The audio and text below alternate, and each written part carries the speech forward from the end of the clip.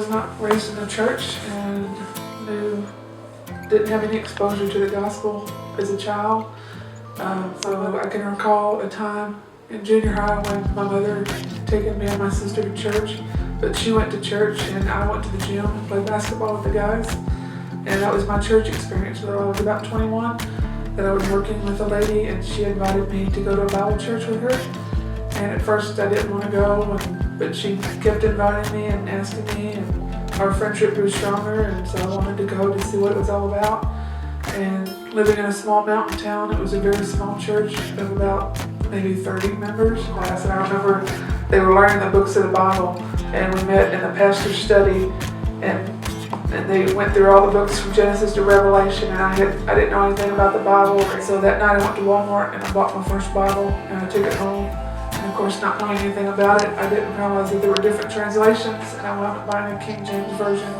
So it was very difficult to read, not being a believer. About 3 months later, we wound up moving to Kerrville. We did join the church in November thinking that I was saved and not knowing all of this back then. And the following February, Chris called me one day and asked me, and he noticed that on my application it said I'd never been baptized. And he asked me if there was a reason why, and I said, no, I just never really had the opportunity. And so we met, and I knew long before I walked in there that I wasn't really saved. God had already been working on my heart and showing me things, and questions began to come up over the sermons that I'd heard. And but I didn't know that God knew that, and I certainly didn't know Chris knew it. But after our talk, it became evident that I wasn't saved. And one of the things he asked me was who Christ was, and I said he was the son of Mary and Joseph, and that was the only thing that I really remember. And I left there, and I thought to myself, I felt so embarrassed that I didn't know anything, and I thought I'm never coming back here again. But God really laid it on my heart, and I did come back. And Chris actually set me up in a discipleship class with Mary O'Craig, and we went through the fundamentals of the faith. And it was about halfway through that study that April, we went to a ladies' retreat, and I decided that I wasn't going to go because I felt like I didn't belong because I wasn't saved and I didn't deserve to be there. But I felt God really did everything to get me there.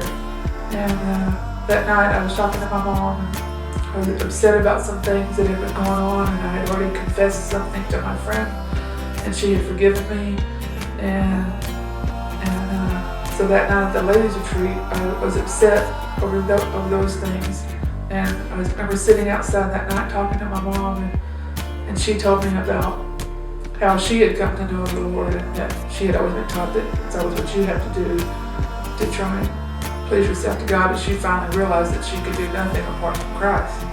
And that night I remember just laying there on the bed at Count Eagle crying, and I knew the next morning, and I praying for forgiveness, and I knew the next morning that I had been born again, and I knew that God had saved me that night. And God has continued to grow my faith over my years through experiences, through school and work and with my family, and I'm just very thankful for the gift of this church and the members and how they edify one another.